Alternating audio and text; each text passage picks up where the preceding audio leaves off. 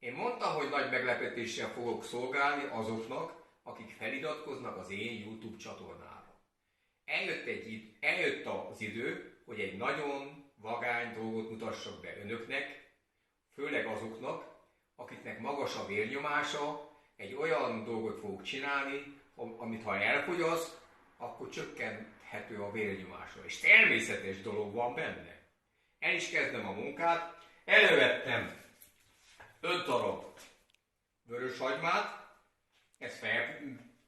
ezt majd megpucolom, felvágom, és majd látni fogják tovább, hogy mennek a dolgok. Elsőnek a hagymát megpucoljuk. Látják, ezt így kell csinálni. Igaz, hogy én nem vagyok valami nagy szakács, de azért, hogy önöknek legyen nagyon jó gyógyszerük, hogy ne legyen magas a vérnyomásuk, bevállaltam ezt a dolgot is, hogy csinálok egy természetes gyógyszert.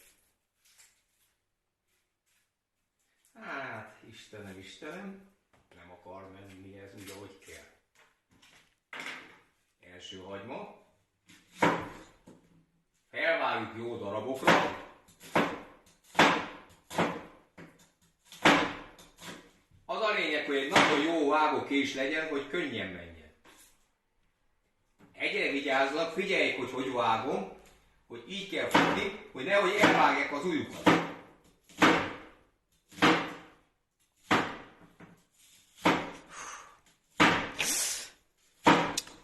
Na, meg volt az első hagyma. Most következik a másik hagyma. Ilyenkor egy kicsit nagyon nehéz, mert van, akinek a szeme nem bírja, akkor csípja a hagyma a szemét. De erre már nem tudok megoldást, hanem az a lényeg, hogy csináljuk tovább. Már meg van pucolva a másik hagyma. Látják, milyen ügyes vagyok? Igazi szakácsi vadék. Ezt meg kell mutatson minden asszony a férjének, hogyha házi munkára van szükség, akkor az embert is be kell fogni, hogy segítsen a munkába. Ne csak a szegény asszonyság dolgozzon és csinálja a munkát, hanem ott van a fiatal ember, nem csak terpeszkedik a székbe, hanem elmegy és dolgozik a konyhába.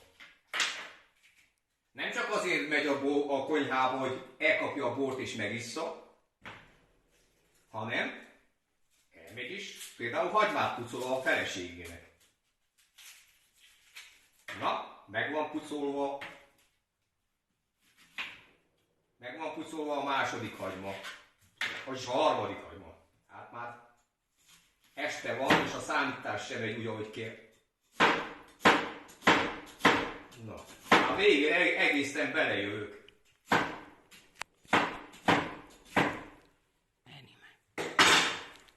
És megy tovább. Megpucolom a negyedik hagymát.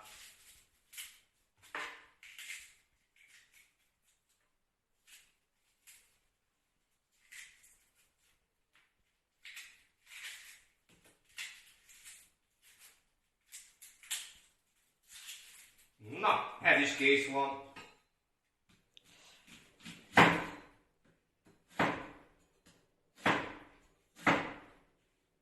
És ezt is felvágjuk jó darabra, aki ügyesebb, az jobban felvágja.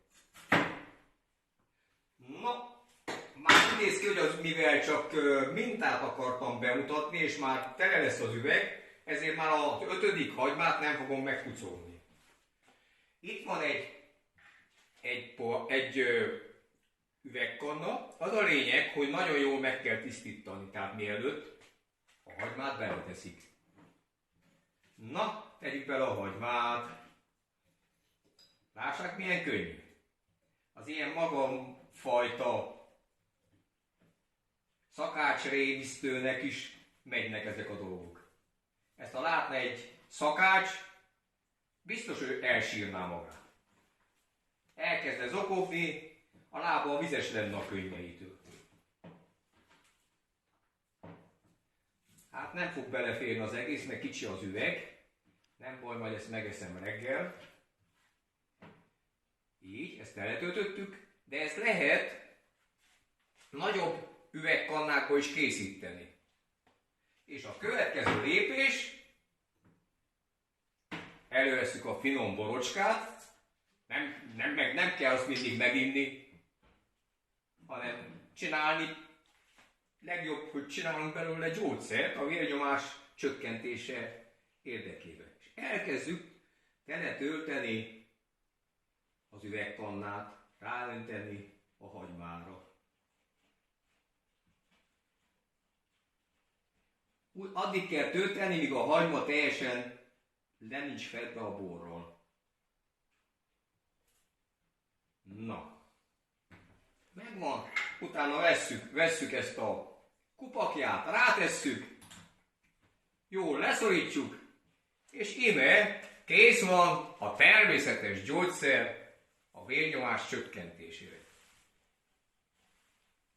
Akinek tetszett a videó, az majd nézze meg és lájkolja, és kövessenek minél többen, hogy még érdekes dolgokat tudjak bemutatni, mert még vannak nekem meglepetéseim. És ezt majd el fogom mondani, hogy hogyan kell használni. Tehát ezt külön kommentekbe kérdezzék meg, és akkor el fogom mondani, hogy hogyan kell használni. Nagyon szépen köszönöm. Sziasztok!